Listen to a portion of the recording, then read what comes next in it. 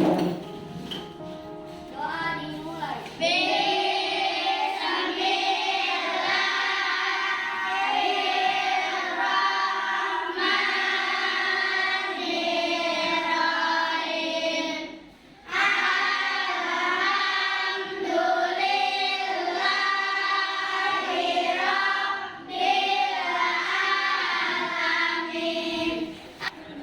Baiklah anak-anak Bapak kelas 5B, apa kabar semuanya hari ini? Baik, Pak. Ada yang tidak hadir? Ada, Pak. Siapa yang tidak hadir? Maureen. Kenapa? Maureen sama Ramji. Kenapa sih Maureen ada kabar? Sakit. Apa Ramji? Sakit. Kita doakan semoga teman kita yang sakit diberi kesembuhan oleh Allah Subhanahu wa taala.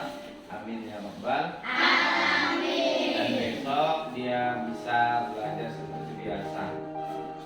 Baiklah anak Bapak, hari ini kita bertemu lagi. Kita akan belajar seperti biasa, yaitu pelajaran agama Islam. Namun sebelumnya mau buat tepuk dulu kita ya. Ya, tepuk semangat. Masih ingat tepuk semangat? Masih, Pak. Coba semuanya fokus. Tepuk semangat.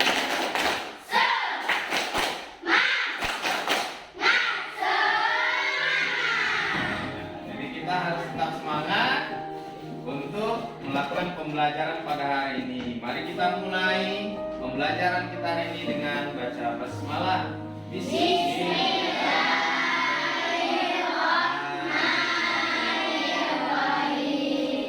Baiklah anak Bapak, hari ini kita belajar bab 5, yaitu kisah perjuangan Nabi Muhammad SAW.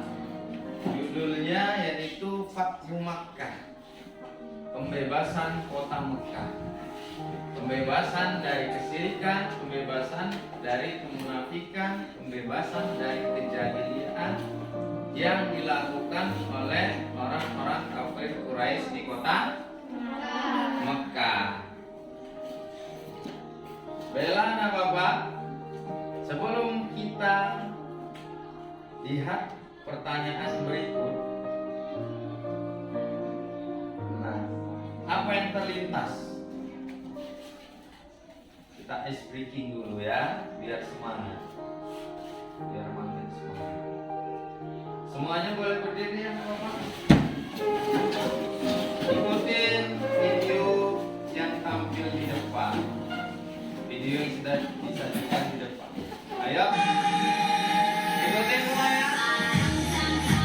Keluar dari bangku.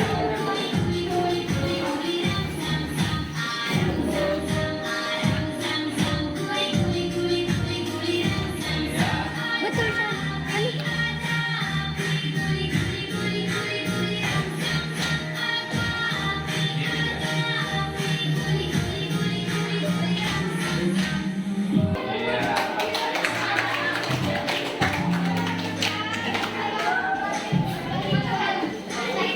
Semangat, ada semangat.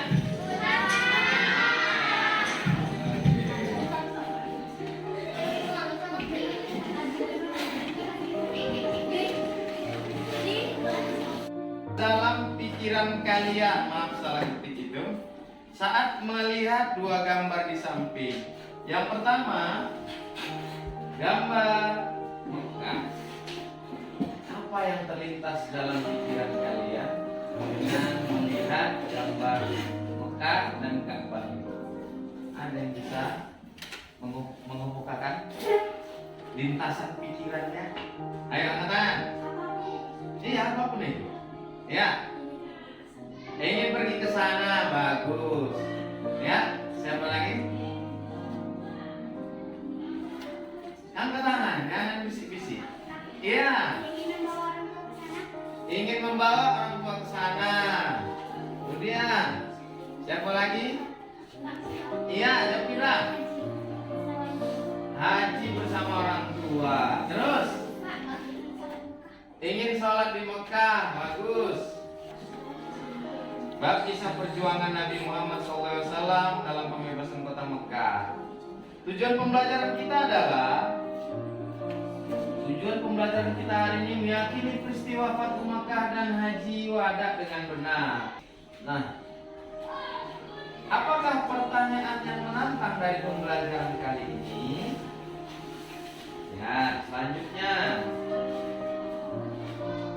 bagaimana kamu meneladani sikap dan akhlak Nabi dari pembelajaran kali ini?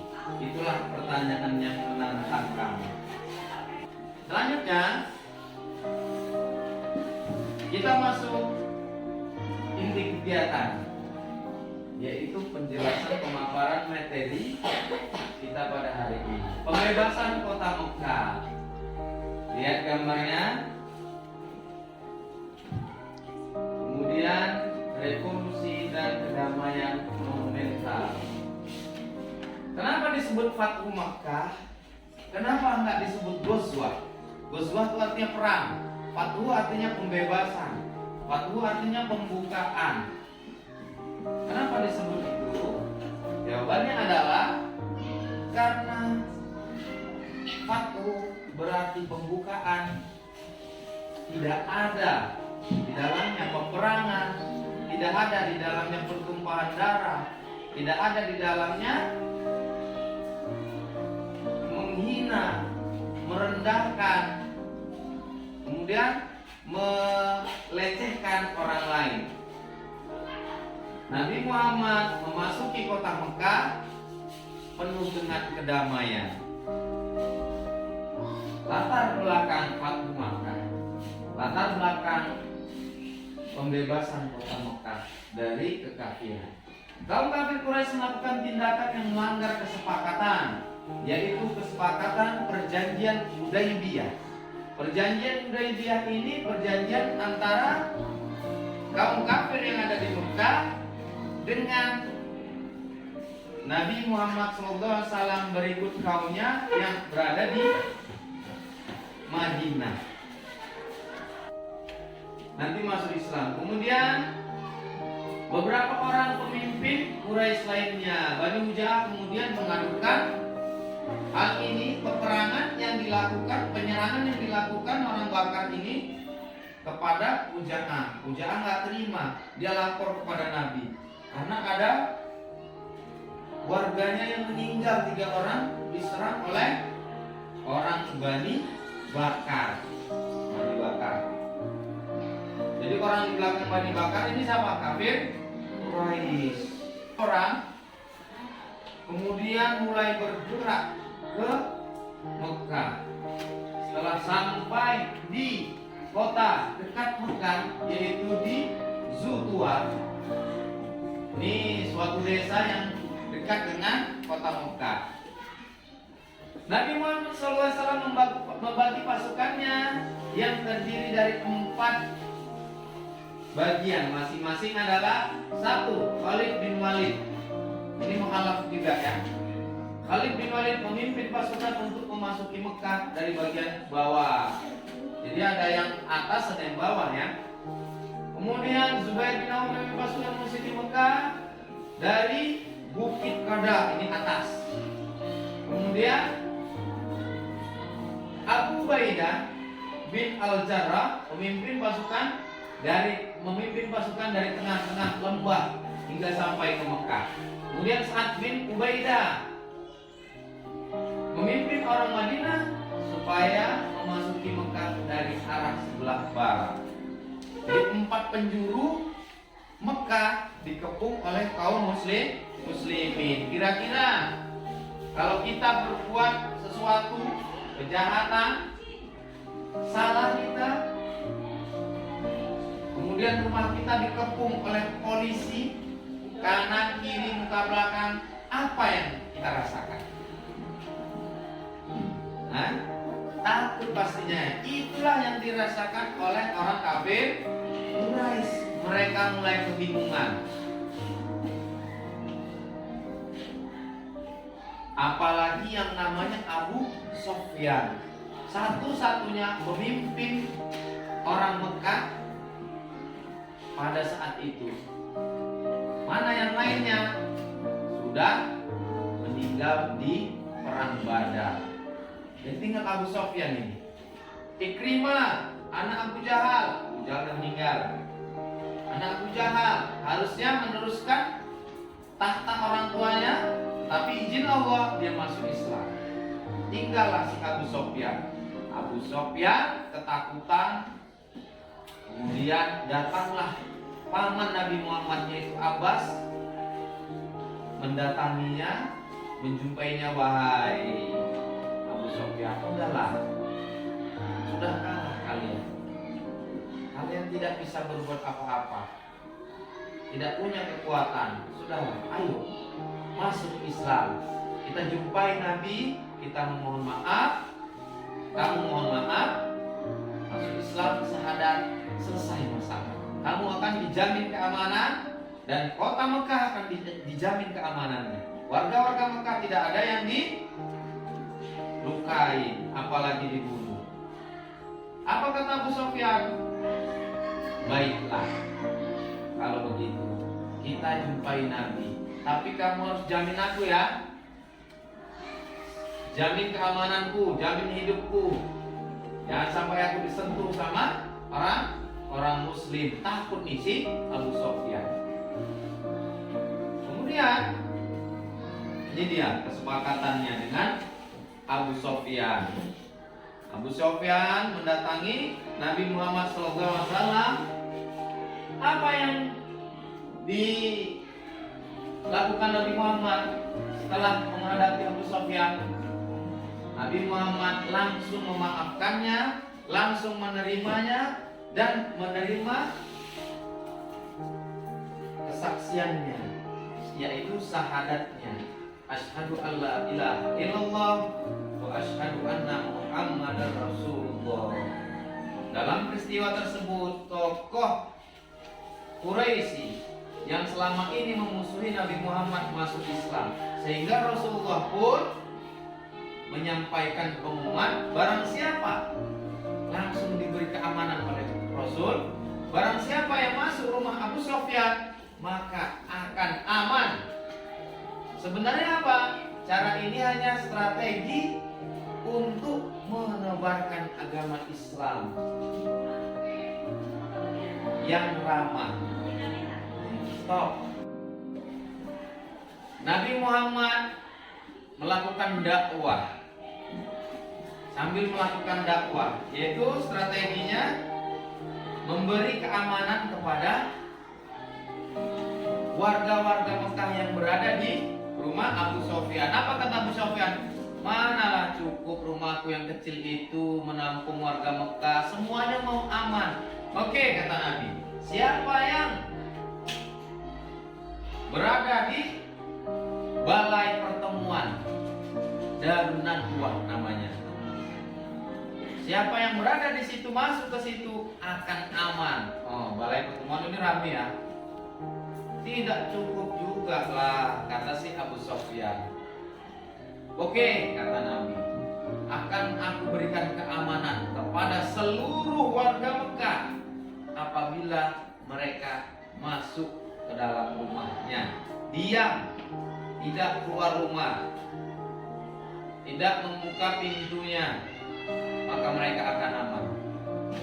Baiklah, wahai Nabiullah, saya paham akan kemaafanmu dan kebaikan ketulusan hatimu. Kemudian balik Abu Sofyan, dan Rasulullah pun terus bertahmid bersama para pasukannya mengelilingi Ka'bah atau tawaf sebagai rasa hormat telah masuk ke Mekah. Jadi siapapun yang masuk ke Mekah ikuti cara ini, cara Nabi. Saat sampai ke Mekah, tawaflah. Penghormatan kepada rumah Allah, tempat ibadah. Apa yang dilakukan Nabi setelah memasuki Mekah? Yang pertama, Nabi Muhammad membersihkan segala kemusyrikan, menghancurkan patung-patung, baik patung yang ada di daerah Mekah, di rumah-rumah warga, dan membersihkan patung yang ada di dalam Ka'bah. Keluarkan semua, buang jauh-jauh. Nabi Muhammad menghilangkan kemusyrikan di Makkah. Kemudian azanlah Bilal bin Rabah di puncak Ka'bah. Sungguh peristiwa yang besar, karena azan ini adalah azan yang pertama di Mekah. Belum pernah azan di Mekah sebelum Fathu Mekah, sebelum Nabi Muhammad lahir. Jadi waktu zaman Nabi sebelumnya belum ada azan. Kapan azan dikumandangkan? Saat Fathu Mekah. Ini peristiwa besar. Kemudian peristiwa terbukanya Mekah dengan aman dan damai membuat ribuan orang berbondong-bondong masuk Islam. Kekhawatiran kaum Quraisy akan terjadinya peperangan tidak terbukti. Rasulullah SAW sangat menghargai kota Mekah, menghormati penduduk Mekah. Peristiwa terbukanya kota Mekah ini diabadikan, dikisahkan di dalam Al-Quran surah An-Nasr ayat 1 sampai 3. A'udzu billahi minasyaitonir rajim. Idza jaa nasrullahi wal fath, apabila telah datang pertolongan Allah dan kemenangan dan pembebasan dari kemusyrikan. Wa ra'aitan nasa yadkhuluna fi dinillahi afwaja, dan kamu telah melihat orang-orang berbondong-bondong masuk agama Allah. Fasabbih bihamdi rabbika wastaghfir innahu kana tawwaba, maka bertasbihlah dan memohonlah ampun kepada Allah, sungguhnya Ia Maha Penerima taubat. Langsung turun ayat itu. Baiklah, anak bapak semuanya, tidak terkecuali, apa kesimpulan kisah pada hari ini? 1.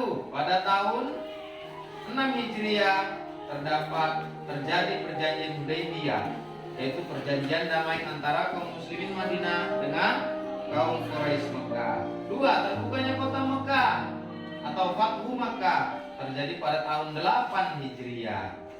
Penugasan kita kali ini berbasis proyek, membuat karya, membuat produk. Apa saja jenis proyeknya, produknya, hasil karyanya. Yang pertama jenis unjuk kerja, kamu tinggal pilih tiap kelompoknya. Kedua, membuat karya. Yang ketiga, investigasi. Oke, mari kita tutup pembelajaran kita hari ini dengan lafaz hamdalah. Alhamdulillahirabbil alamin.